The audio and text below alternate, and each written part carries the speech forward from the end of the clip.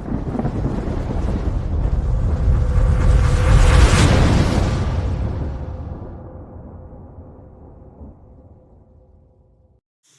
Everyone, आज का हमारा टॉपिक रहेगा cytoplasm and protoplasm.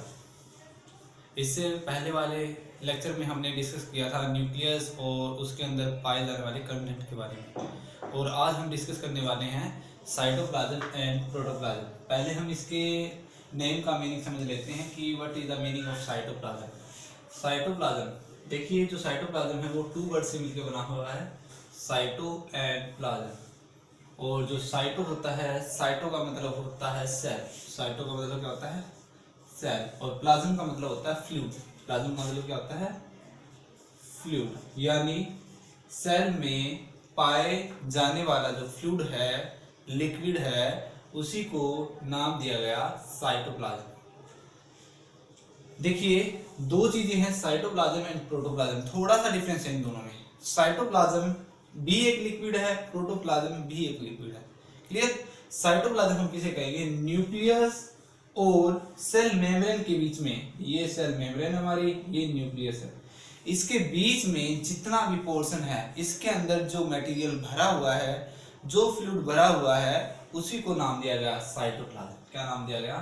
Cytoplasm. Nucleus and cell membrane के बीच में जितना भी लिक्विड या जो भी कंटेंट भरा हुआ है, उस पूरे कंटेंट को नाम दिया गया साइटोप्लाज्म। क्लियर? और जब हम इस साइटोप्लाज्म में न्यूक्लियस को भी ऐड कर देते हैं, जब हम इस साइटोप्लाज्म में न्यूक्लियस को भी ऐड कर देते हैं, तो इसका नाम बदलकर प्रोटोप्लाज्म हो जाता है। क्या बन जाता है? ये प्रोटोप्लाज्म। यानी न्यूक्लियस और सेल मेम्ब्रेन के बीच में जो कंटेंट है उसे हम साइटोप्लाज्म कहेंगे। जब न्यूक्लियस को भी ऐड कर देते हैं, यानी सेल के अंदर जितना भी मटेरियल पाया जाता है, उस पूरे मटेरियल को क्या कहते हैं? प्रोटोप्लाज्म। क्लियर? अब देखिए साइटोप्लाज्म के बारे में हम 2 बातें पढ़ेंगे। पहला, उसके कंपोनेंट, किस साइटोप्लाज्म किन किन चीजों से मिलके बना हुआ है। दूसरा, कि जो साइटोप्लाज्म है उसका क्या फंक्शन है। तो आइए करते हैं 1 बाय 1 डिस्कस दोनों को। कंपोनेंट, देखिए बेसिकली जो साइटोप्लाज्म है वो 4 चीजों से मिलकर बना हुआ है, या हम इस साइटोप्लाज्म को 4 पार्ट में डिवाइड कर सकते हैं। इसमें से जो पहला है वो क्या है? साइटोसोल। क्या है? साइटोसोल। और ये क्या है? लिक्विड है। क्या है? जो साइटोप्लाज्म में लिक्विड प्रेजेंट है, सेल के अंदर जितना भी लिक्विड प्रेजेंट है, वो सारा का सारा क्या कहलाता है? साइटोसोल। क्लियर? यानी न्यूक्लियस और सेल मेम्ब्रेन के बीच के अंदर जो लिक्विड पार्ट है, न्यूक्लियस और सेल मेम्ब्रेन के बीच में जो लिक्विड पार्ट भरा हुआ है, उस लिक्विड को ही क्या कहते हैं? साइटोसोल। और ये किसका पार्ट है? साइटोप्लाज्म का ही पार्ट है। दूसरा है cytoskeleton with motor protein. Motor का मतलब होता है मूवमेंट करने वाली प्रोटीन। मोटर का मतलब होता है मूवमेंट करने वाली प्रोटीन। साइटो का मतलब सेल, और स्केलेटन मतलब इसका ढांचा, सेल के अंदर जो ढांचा पाया जाता है वो, और उसके अंदर जो मोटर प्रोटीन है वो। क्लियर? अब मोटर प्रोटीन क्या है? इसके अंदर जो प्रोटीन पाई जाती है वो एक स्पेशल टाइप की प्रोटीन होती है, और वो प्रोटीन कभी भी एक जगह फिक्स नहीं रहती, वो इधर उधर मूव करती रहती है। जैसे ये आपको दिखाई दे रही होगी इस तरीके की, ये सारी की सारी क्या है? मोटर प्रोटीन है, और इनका काम होता है सेल की शेप को बनाए रखना, सेल की शेप को बनाए रखना, और हर एक ऑर्गेनल्स को प्रोटीन भेजना। क्लियर? इसके अंदर आ जाती है माइक्रोट्यूबल्स, मतलब ट्यूब की फॉर्म के अंदर जो प्रोटीन है वो माइक्रोफिलामेंट। फिलामेंट का मतलब जो धागे, स्टीयरिंग की फॉर्म में जो प्रोटीन है उसे हम माइक्रोफिलामेंट कहते हैं। तो ये सेकंड पार्ट क्या हुआ हमारा? साइटोस्केलेटन विद मोटर प्रोटीन, जिसके अंदर मूवमेंट करने वाली प्रोटीन हो। ये थर्ड है हमारा साइटोप्लाज्मिक इंक्लूजन। साइटोप्लाज्मिक इंक्लूजन का मतलब होता है कि साइटोप्लाज्म में पाए जाने वाले मॉलिक्यूल्स या केमिकल्स का मतलब वो मिनरल्स या वो न्यूट्रिएंट्स जो सेल को ग्रोथ करवाते हैं, उस न्यूट्रिएंट्स को ही हम क्या कहते हैं यहाँ पर? Cytoplasmic inclusion. इनको हम बायोकेमिकल्स भी कह सकते हैं, जैसे प्रोटीन हो गया, लिपिड हो गया, कार्बोहाइड्रेट हो गया। यहाँ पर आपको रेड और ग्रीन कलर के पार्टिकल दिखाई दे रहे होंगे। ये क्या है, माइक्रो एंड मैक्रो न्यूट्रिएंट्स है जो सेल के अंदर पाए जाते हैं और सेल की ग्रोथ करते हैं, सेल के अंदर एनर्जी प्रोवाइड करवाने का काम करते हैं।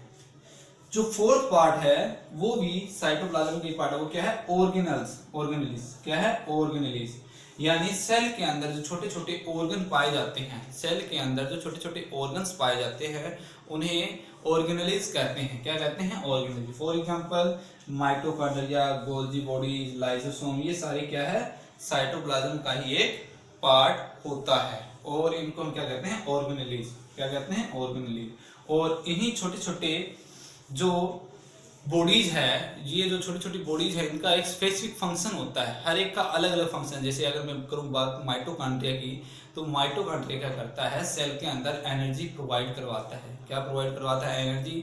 इसी तरीके से अगर मैं बात करूँ राइबोसोम की, राइबोसोम क्या करता है, प्रोटीन बनाता है। इसी तरीके से अगर मैं करूँ लाइसोसोम, तो जो हार्मफुल चीजें होती है, वेस्टेज चीजें होती है सेल के अंदर, उनको खत्म करने का काम करता है। तो सेल के अंदर जितने भी ऑर्गेनेल्स पाए जाते हैं उनका एक स्पेसिफिक फंक्शन होता है और ये किसका पार्ट होता है, हमारे साइटोप्लाज्म का ही पार्ट होता है। तो साइटोप्लाज्म चार चीजों से मिलकर बना हुआ है। एक तो है साइटोसोल, यानी बेसिकली जो लिक्विड पाया जाता है सेल के अंदर, सेल के अंदर पाए जाने वाले लिक्विड को क्या कहते हैं, साइटोसोल।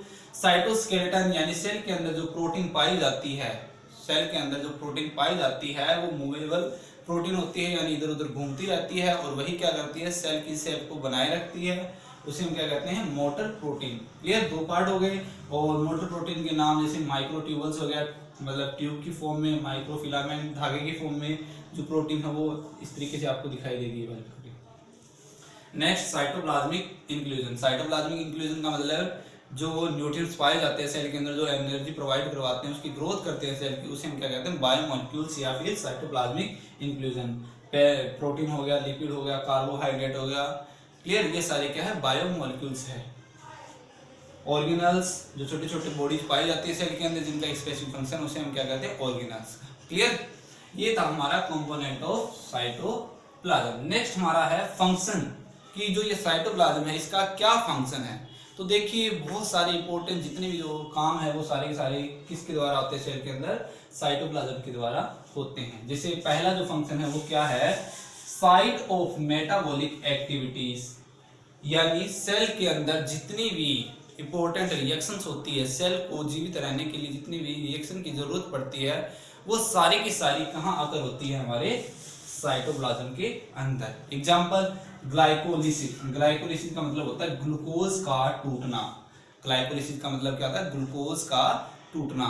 तो जो ग्लूकोज ब्रेक डाउन होता है वो साइटोप्लाज्म के अंदर ही होता है और जो ग्लूकोज टूटेगा तो क्या रिलीज करेगा, एनर्जी रिलीज करेगा और उसी एनर्जी का यूज कौन करेगी, सेल करेगी। तो जो ग्लाइकोलिसिस यानी ग्लूकोज का टूटना हो गया या बहुत सारे अलग अलग मेटाबॉलिक एक्टिविटीज है वो सारी की सारी कहाँ कंप्लीट होती है, हमारे साइटोप्लाज्म के अंदर ही कंप्लीट होती है। Next, store house for biomolecules.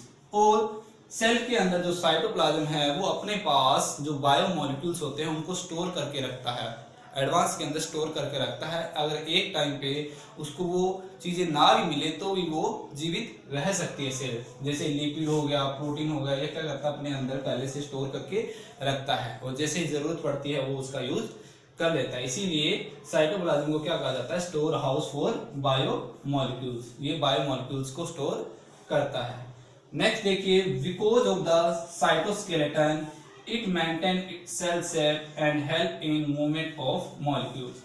और साइटोस्केलेटन के कारण ही क्या होता है, सेल की शेप मेंटेन रह पाती है, एक फिक्स शेप रह पाती है। अगर साइटोस्केलेटन सेल के अंदर प्रेजेंट नहीं होगा, साइटोप्लाज्म में प्रेजेंट नहीं होगा, तो जो सेल है उसकी शेप कंटिन्यूसली वेरी करती रहेगी। बट साइटोस्केलेटन के कारण क्या होता है, इसकी जो शेप है वो फिक्स रहती है। और साथ में इसके अंदर जो पाए जाने वाली प्रोटीन है वो मूवेबल प्रोटीन होती है और वो पूरे सेल के अंदर घूमती रहती है, यानी जहां जहां पर नीड होती है वो वहां वहां पहुंच जाती है, इकट्ठी नहीं होती। क्लियर।